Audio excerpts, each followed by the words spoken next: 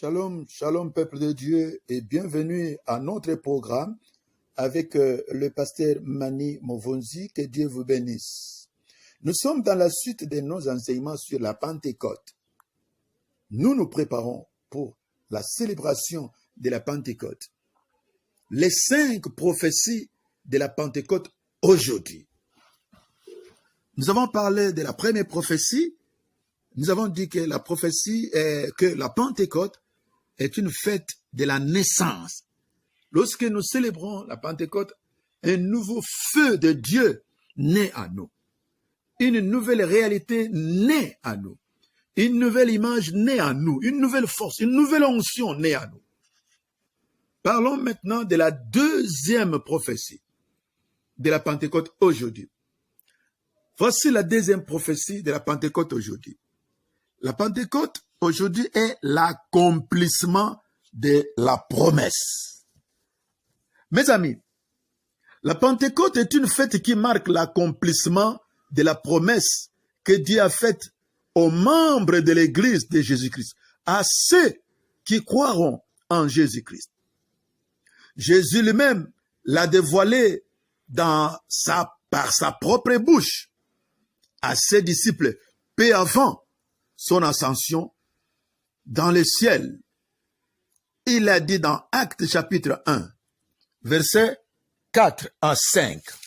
Actes chapitre 1, versets 4 à 5. Que nous dit la parole de Dieu? Comme il se trouvait avec eux, c'est le Seigneur Jésus-Christ, il les recommanda de ne pas s'éloigner de Jérusalem, mais d'attendre ce que le Père a promis, ce que je vous ai annoncé, leur dit-il, car Jean a baptisé d'eau, mais vous, dans peu de jours, vous serez baptisés du Saint-Esprit. Vous entendez? Il annonce que le Saint-Esprit viendra baptiser les disciples. Il est dit de ne pas s'éloigner de Jérusalem. Nous avons dit que l'Église de Jésus-Christ a eu lieu, est née à Jérusalem. Mes amis, le Seigneur Jésus qui a annoncé cette promesse, il poursuit au verset 8 en disant quelque chose de très important. Mais vous recevrez une puissance, le Saint-Esprit survenant sur vous, et vous serez mes témoins à Jérusalem, dans toute la Judée, dans la Samarie, et jusqu'aux extrémités de la terre. Vous entendez? Le Saint-Esprit n'est pas une puissance, comme disent les témoins de Jéhovah. C'est une erreur grave. Le Saint-Esprit est Dieu. Le Saint-Esprit est la promesse de Dieu faite aux enfants de Dieu. Et Jésus dit que lorsqu'il intervient sur vous, vous allez obtenir une puissance. C'est pourquoi nous avons vu que Pierre, quand il a reçu le Saint-Esprit dans la chambre haute, il est devenu un autre Pierre. Il n'avait plus peur de parler de Jésus. Il avait un autre amour de Jésus. Mes amis, il est temps pour nous de célébrer la Pentecôte dans sa phase originale, dans sa phase biblique. C'est-à-dire quoi? C'est lever. Expérimenter un nouvel amour pour Dieu. Un nouvel amour pour l'évangélisation, pour la prière. Nous devons nous regrouper pour donner. Nous devons nous regrouper pour expérimenter notre communion fraternelle. Nous devons nous regrouper pour célébrer Jésus. Nous devons nous regrouper pour aller partager la bonne nouvelle, aller faire des suivis. Nous devons faire des endroits où nous prions, un endroit d'amour, un endroit de paix, un endroit de feu. Et écoutez ce que dit l'apôtre Pierre. L'apôtre Pierre rappelle que cette promesse de l'annonce et de la révélation du Saint-Esprit n'est pas une promesse qui date du Nouveau Testament. Il cite Joël chapitre 2, verset 28 à 29. Joël chapitre 2, verset 28 à 29. Vous voyez, Dieu a promis ça par la bouche du prophète Joël. Et cela s'est accompli ces jours-là, quand Jésus-Christ, lui, était déjà monté au ciel et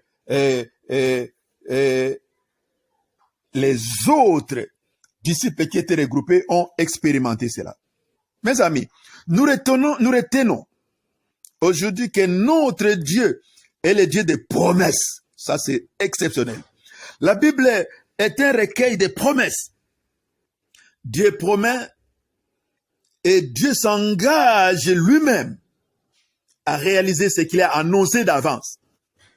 Dieu réalise toutes ses promesses, quand bien même les circonstances se montrent absurdes, contraires, et surtout quand cela paraît impossible aux yeux des hommes. Mes amis, c'est que Dieu nous promet qu'il va faire. Lui-même, il l'a déjà fait. Chez lui, ça existe. Dans les cieux, il y a un dépôt où tout est déjà là, prêt pour nous. Dieu ne parle pas en vain. Dieu ne parle pas parce qu'il va réaliser, parce qu'il va appeler, parce que cela va venir. Non, non, non, non, non. Dieu a tout déjà disposé pour nous. Abraham, le père de la foi, nous a introduit dans cette vérité. Dans Romains chapitre 4, versets 19 à 21. Romains chapitre 4, versets 19 à 21. La Bible dit que Abraham croyait contre toute expérience. Il savait que Dieu qui a fait la promesse, il va l'accomplir. Il savait que Dieu qui a fait la promesse, il a déjà tout à sa disposition pour accomplir ce qu'il a promis. Bien-aimé, oh, dans le programme de Dieu, il y a tout pour toi. Alléluia. Il y a tout pour toi. Oh, il est merveilleux. Il est merveilleux. Lorsque nous célébrons la Pentecôte, nous célébrons l'accomplissement des promesses. David dit ceci: je me prosterne dans ton saint temple et je célèbre ton nom à cause de ta bonté et de ta fidélité, car ta renommée s'est accrue, pardonnez-moi, car ta renommée s'est accrue par l'accomplissement de tes promesses. Dieu est connu comme Dieu. Dieu est connu comme fidèle. Dieu est connu comme le Tout-Puissant. Dieu est connu comme amour. Dieu est connu comme Dieu éternel parce qu'il a accompli ses promesses. David l'a dit dans le psaume 138, verset 2. Psaume 138, verset 2. Oh, j'aime ces cantiques. Kimbona Yahweh, yomoko kisina bilaka, Kimbo, yonde nzambe nanguya. Il est le Dieu qui accomplit les promesses. Attention, les promesses qu'il a faites. Mes amis, nous sommes la race d'Abraham, une génération justifiée par la croix de Jésus. La Bible dit que mon juste vivra par la foi. Et la victoire qui a triomphé de ce monde, c'est notre foi. Notre foi dans les promesses de Dieu. Écoutez la fin de mon message. Les chrétiens qui célèbrent la fête de la Pentecôte doivent retenir cette prophétie. Hébreux 10, verset 23. Hébreux 10, verset 23. La Bible dit: retenons fermement la profession de notre espérance, car celui qui a fait la promesse est fidèle. Oui, celui qui a fait la promesse, il est fidèle. Aujourd'hui, tu entres dans la phase de l'accomplissement des promesses de ta vie. Même les promesses les plus incroyables. Je dis ceci, la porte s'ouvre maintenant pour l'accomplissement des miracles dans ta vie. Oui, de ce que tu as attendu pendant longtemps. J'ai prêché dans un mariage. Le samedi passé, Dieu m'a dit: Mani, les meilleurs de Dieu arrivent le soir.